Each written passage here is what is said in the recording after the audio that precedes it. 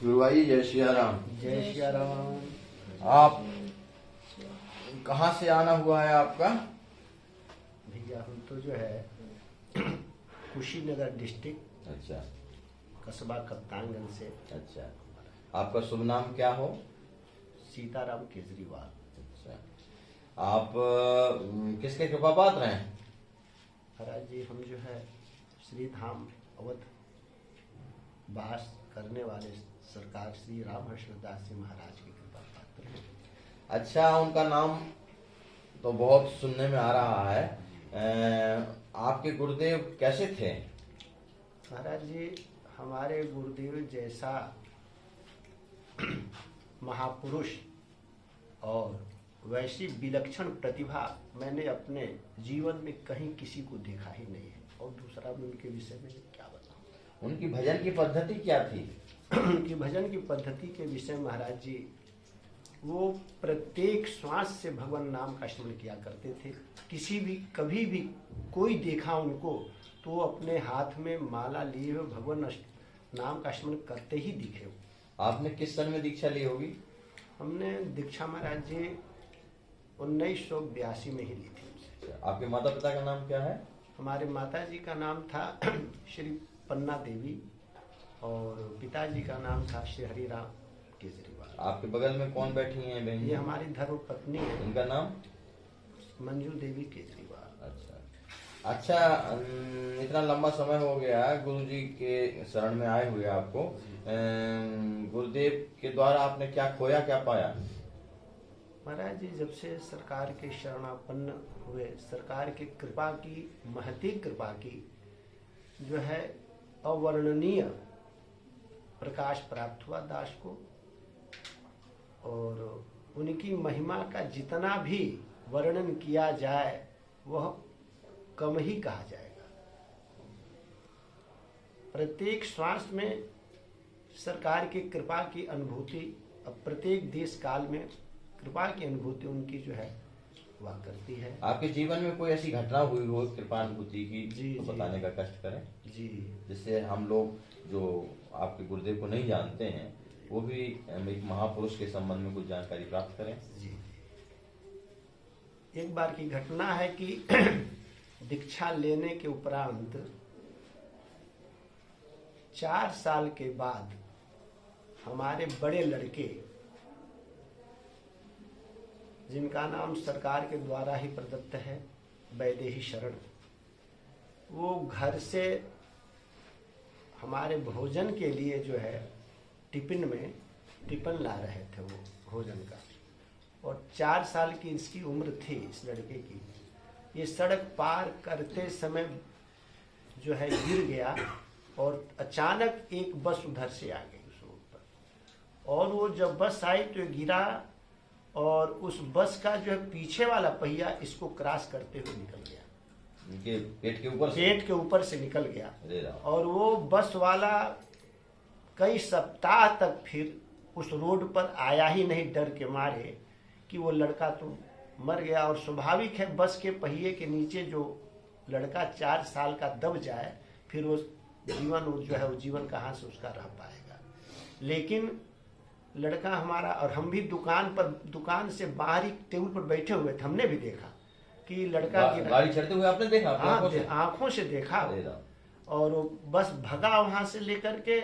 और तो फिर जो है लड़का हमारा उठा, वहां से सड़क पर से उठा और हम लोग दौड़े और लड़के को ले आए। तो ऐसा लगा कि इसको कुछ हुआ नहीं। और लड़का हमारा कहा कि पापा जी, और जब हम गिरे तो हमको हनुमान जी जो है वो दिखे और हनुमान जी जो है हमको उठाए, बचा लिए हनुमान जी।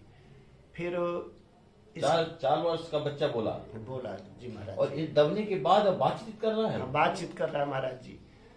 और ये लड़का फिर जो है कुछ कष्ट में था इसका जो है, तो ये हुआ कि भाई इसको डॉक्टर को दिखा दिया जाए। तो यहाँ ले गए, डॉक्टर को दिखाए तो डॉक्टर कहा कि भाई इनकी जो है हड्डियों में कोई दिक्कत अगर आया है तो उसका आप एक्सरे करवा लें। तो एक्सरे की सुविधा और अच्छे डॉक्टर से दिखाने के लिए इनको हम गोरखपुर ले गए। गोरखपुर में जो ही जो है डॉक्टर को दिखाया गया, हड्डी वाले डॉक्टर को, तो एक्सरे किया और एक्सरे करके सर्वप्रथम उसके मुख से यही निकला कि अरे इसके तो बोन जो है, यहाँ की बोन हड्डियाँ सब जो है बस के चढ़ने, पिछले पहिया के चढ़ने की वजह से सब एकदम क्रेक हो गई हैं। एकदम स्पष्ट दिख रहा है कि पहिया ऐसे इस तरह से गया हुआ है और ये बचा कैसे, उनको खुद आश्चर्य में पड़ गए और हड्डियां सब उसकी जो है टूट गई थी वहाँ के पेट पर से, और बोन की हड्डियां सब टूट गई थी।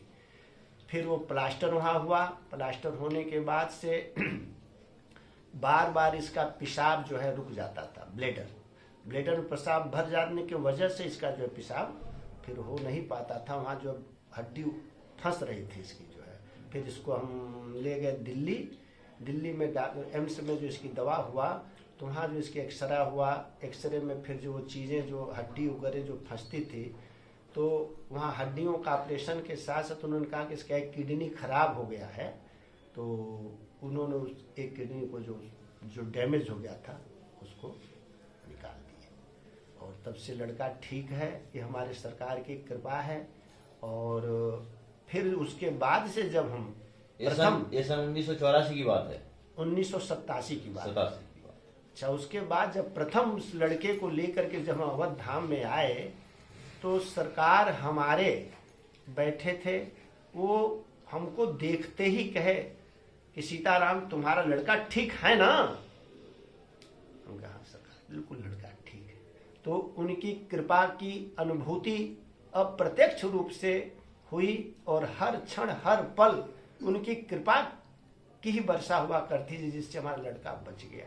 नहीं तो ऐसी घटना किसी के सामने संसार में कहा जाए तो लोग एक उसको उपहास ही समझेंगे। अरे एक 4 वर्ष के बच्चे के ऊपर पूरी बड़ी बस का पहिया पिछला निकल जाए और फिर वो बच्चा 4 साल का जिंदा रह जाए। अरे पूरा मजबूत पहलवान व्यक्ति हो वो भी नहीं बच सकता है। जी जी। अरे अब उसमें जो है वो बस जो है जब काटा है तो उसका भार जो है बस का एक साइड में कुछ उधर हो गया, जिससे पिछले पहिए का वजन इसके ऊपर बहुत ज्यादा नहीं पड़ पाया। सरकार की कृपा ही है, कृपा है जिसकी वजह से वजन उसका कम पड़ा, लेकिन वो बस भरी हुई थी यात्रियों से।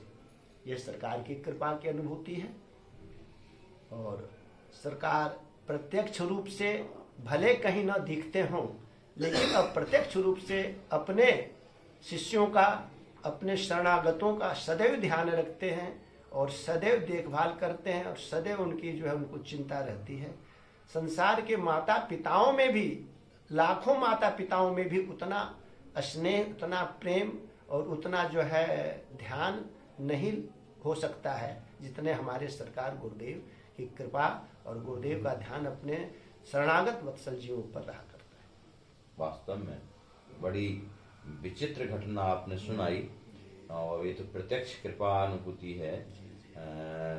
बहुत बहुत धन्यवाद है आपको और आपके गुरुदेव भगवान की जय हो।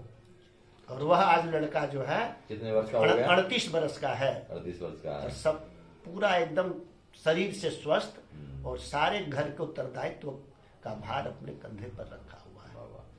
और आप भजन भाव में कुछ किशोर जी की कुछ कृपा हुई, गुरुदेव की कृपा हुई आपको कुछ और भी? ये तो भौतिक बालक की रक्षा की, आत्म कल्याण की दृष्टि से आपको कोई और भी अनुभूति हुई हो तो, या बहन जी को अनुभूति हुई, कुछ याद आ रहा हो तो बताने का कष्ट करें।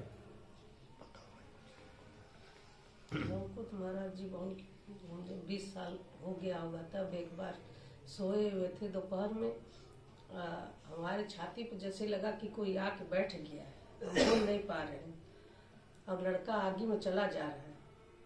अब कौन बचाए, हमारे मुंह से आवाज ही नहीं निकल रही है। बस एक बार आवाज निकली, सरकार बचाइए बचाइए। बस उसके बाद लग रहा है आगे पानी सब खत्म हो गया और कुछ नहीं था।